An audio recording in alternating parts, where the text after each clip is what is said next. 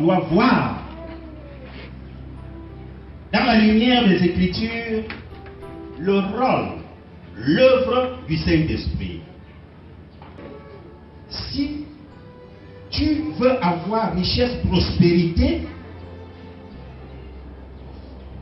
sans Saint-Esprit chez Dieu, ça veut dire que tu es égal à celui du dehors. Alléluia.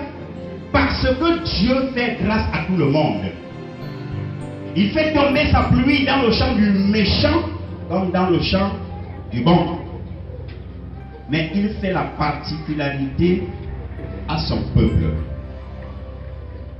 Le Saint-Esprit d'abord. Amen. L'œuvre du Saint-Esprit. C'est important de le savoir, c'est important de le connaître. Dieu soit loué. Le Saint-Esprit. C'est pas le Saint-Esprit qu'on simule. C'est pas le Saint-Esprit qu'on invente. C'est le Saint-Esprit authentique. Quand il descend dans une vie, cette vie change. Alléluia. Quand quelqu'un est conduit par lui, Saint-Esprit, la personne ne se heurte pas. Voilà pourquoi l'apôtre Paul pouvait dire: soyez remplis du Saint-Esprit. Amen. Amen. Souvenez-vous de l'histoire du vieux Siméon. Je crois que c'est Luc chapitre 2, à partir du verset 25 jusqu'à 26 ou 27. Le Saint-Esprit à l'époque n'était pas encore sur la terre de façon pleine. Alléluia, comme nous l'avons aujourd'hui. Parce qu'au jour de la Pentecôte, nous avons eu l'apothéose du Saint-Esprit. La plénitude du Saint-Esprit.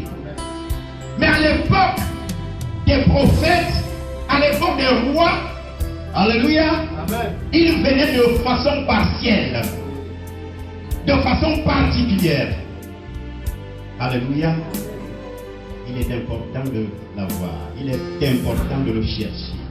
Il faut tout abandonner pour chercher d'abord, jusqu'à l'obtenir, frère. Sinon, tu es un chrétien malheureux. Nous sommes désolés de le dire, mais c'est la triste réalité. Alléluia. Alléluia. Siméon avait été divinement averti. Alléluia. Qu'il ne mourrait pas sans avoir vu la promesse de Dieu, le libérateur des fils d'Israël. La Bible dit: il avait été divinement averti. Luc chapitre 2, le verset 25. Et voici, il y avait à Jérusalem un homme appelé Siméon.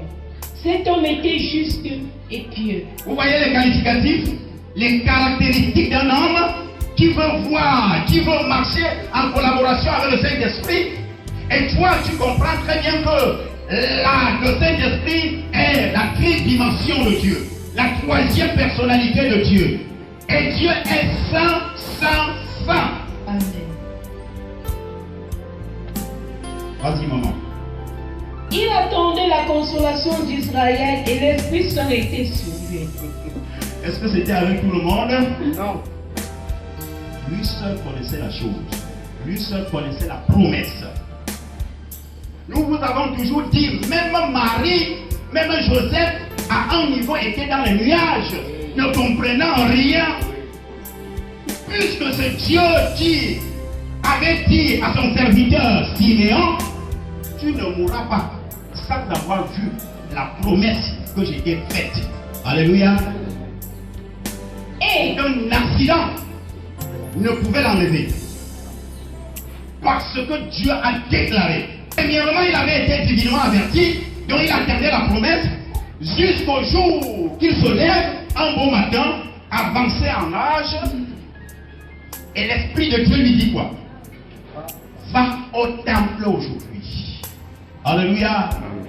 et tu iras au temple, je vais te montrer la promesse que je t'avais faite va s'accomplir aujourd'hui. Oh, le vieux Siméon, il est sorti de chez lui, il est allé au temple ce jour-là, je suis sûr. Ce n'était pas pour aller voir, écouter le sermon d'un rabbin. Alléluia.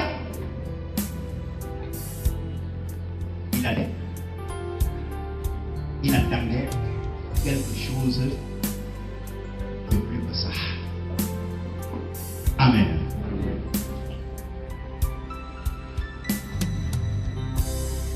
Parce que la Bible dit, ce matin-là, il faut pousser.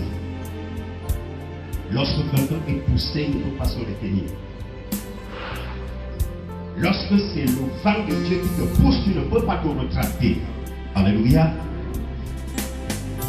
Et, pasteur, donc, marcher avec le Saint-Esprit, c'est très bien. Et forcez-vous d'entrer et par la porte étroite. On voit que quelque chose chez Dieu, frère, ce n'est pas possible. Ce n'est pas possible. Ce n'est pas possible. Nous sommes privés de beaucoup de choses. Pour l'avoir. Si vous voulez avoir un bon témoignage, rapprochez-vous de ceux qui sont remplis du Saint-Esprit. Ils vont vous donner leur témoignage. Alléluia. Vous êtes sur une oublière. Donc, si la trompette de Dieu sonne maintenant, vous ne partez nulle part. Alléluia. Vous étiez en train de faire une religion. On ne reste pas connecté à Facebook du matin au soir et croit qu'on sera rempli du Saint-Esprit. C'est zéro. C'est zéro. Voyez-moi après. Je vais vous faire écouter un témoignage de Facebook. Pour un enfant de Dieu rempli du Saint-Esprit.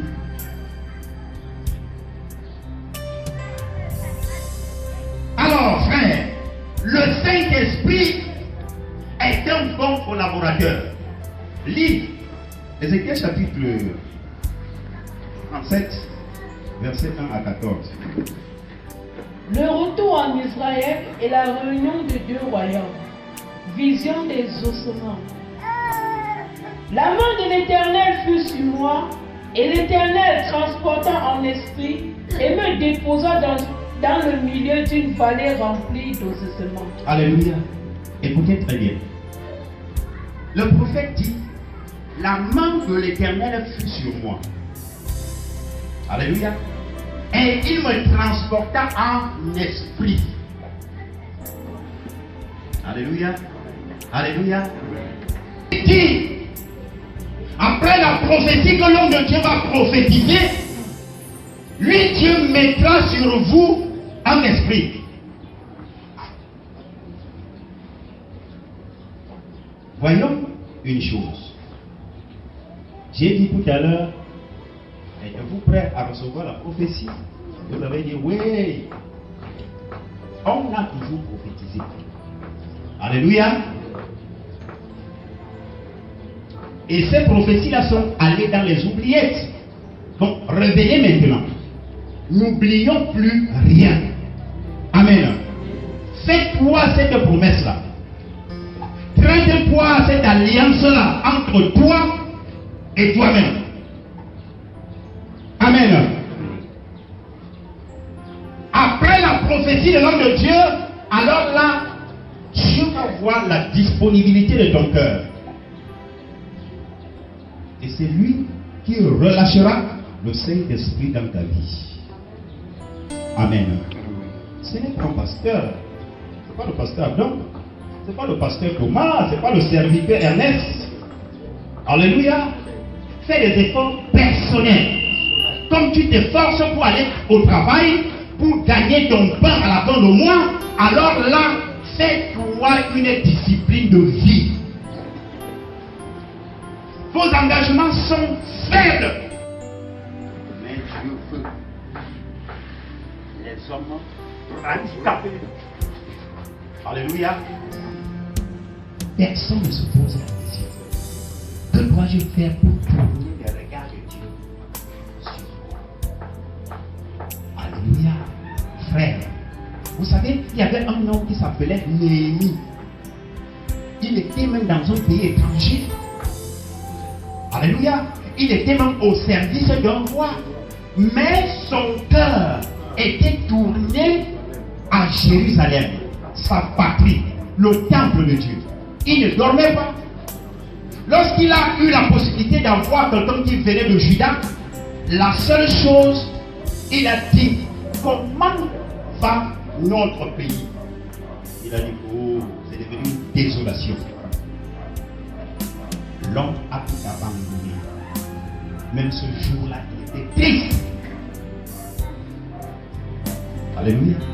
C'est le roi qui découvre sa tristesse et lui pose la question que, mais Néhémie, je ne te connais pas comme ça. Qu'est-ce qui se passe? Pourquoi n'es-tu pas dans la joie? Il a dit que, oh roi, dit éternellement, comment dois-je être dans la joie quand mon pays, la maison de mon Dieu, est tombée en lambeaux? Il a fait une demande spéciale. Et le roi lui a accordé cette demande. Amen. Il est rentré, rebâti les ruines de Jérusalem. Alléluia. Et il n'a pas fait seul. Puisqu'il a initié, les gens se sont joints à lui pour aller faire ce travail, frère. Avec hardiesse. La Bible dit que vous habitez chez vous et vos maisons sont lambrissées, et pendant que ma maison tombe en lambeaux, personne ne prend garde. Nous prenons les ménages, réfléchissons. Cherchons à tourner l'attention de Dieu sur nous. Alléluia. Prophétise, vas-y. Je mettrai en vous un esprit, Oui. et vous vivrez. Et vous vivrez. Et Sans vous, esprit, il n'y a point de vie. Vas-y. et vous saurez que je suis l'Éternel. Oui. Je prophétisais selon l'ordre que j'avais reçu. Et comme je prophétisais, il eut un bruit, et voici, il se fit un mouvement, et Les eaux étaient réceptifs à la prophétie de Dieu. Alléluia. Amen. Es-tu réceptif?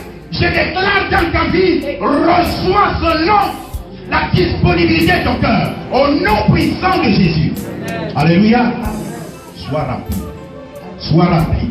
Sois rempli. Amen. Sois rempli. Sois rempli. Amen. Yeah. Jésus de Nazareth. Alléluia. Soyez remplis. C'est après l'obtention de cet esprit qu'on peut devenir serviteur de Dieu ou servante de Dieu. Alléluia. Amen.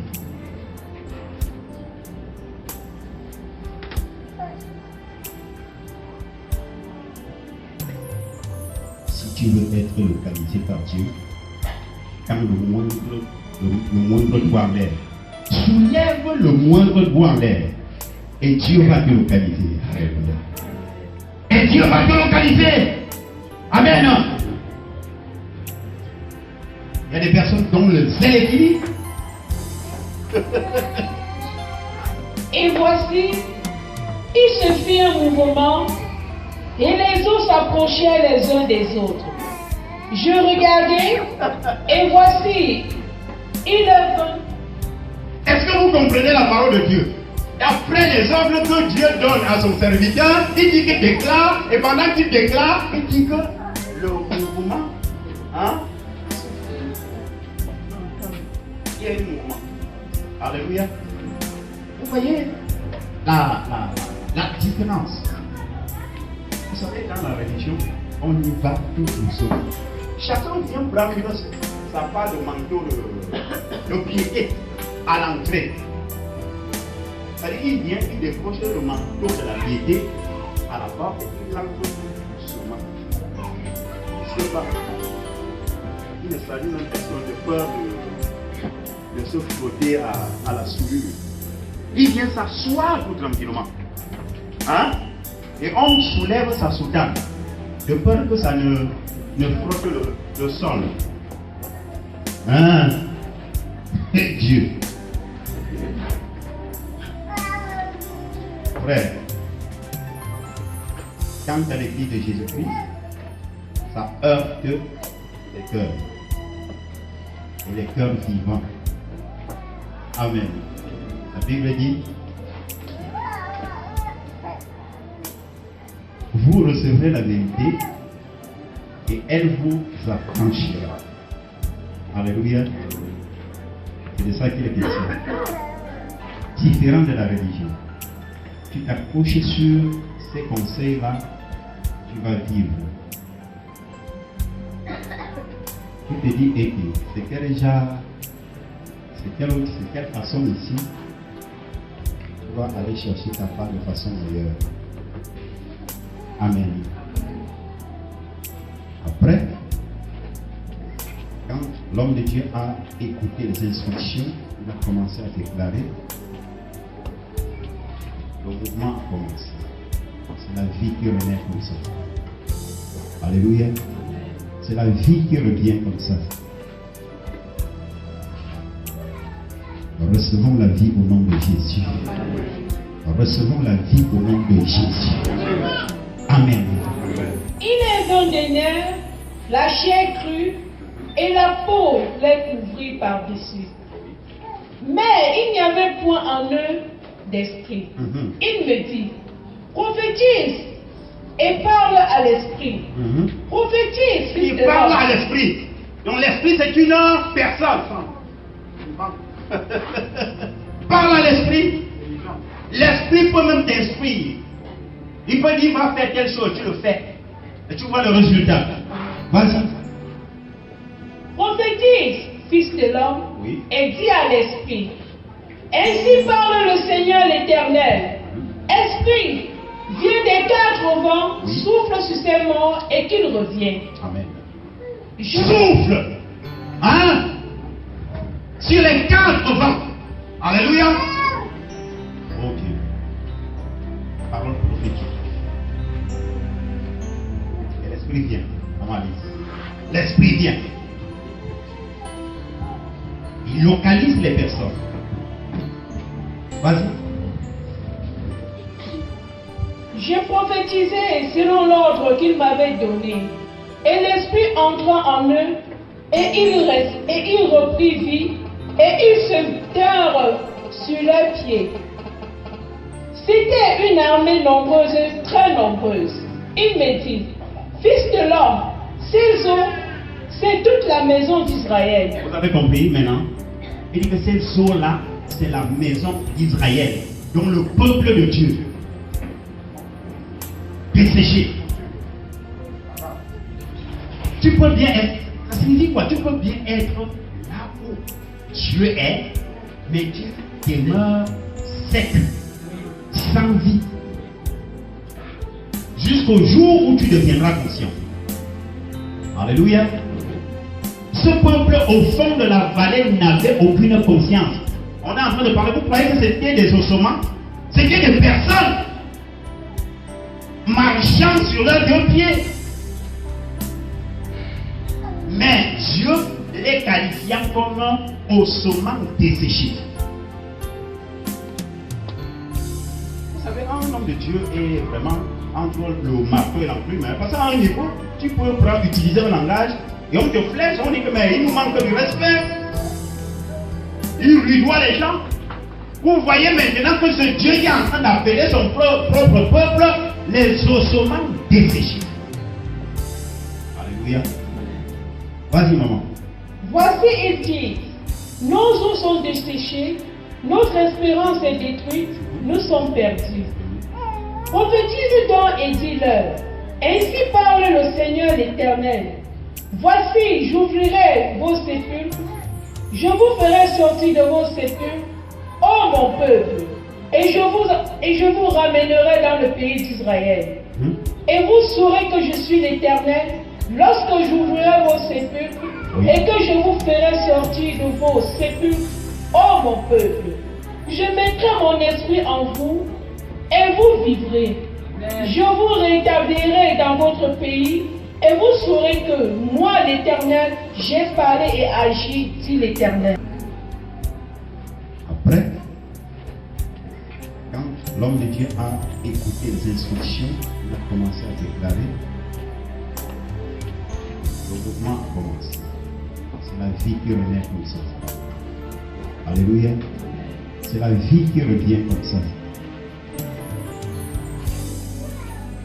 Recevons la vie au nom de Jésus. Recevons la vie au nom de Jésus. Amen.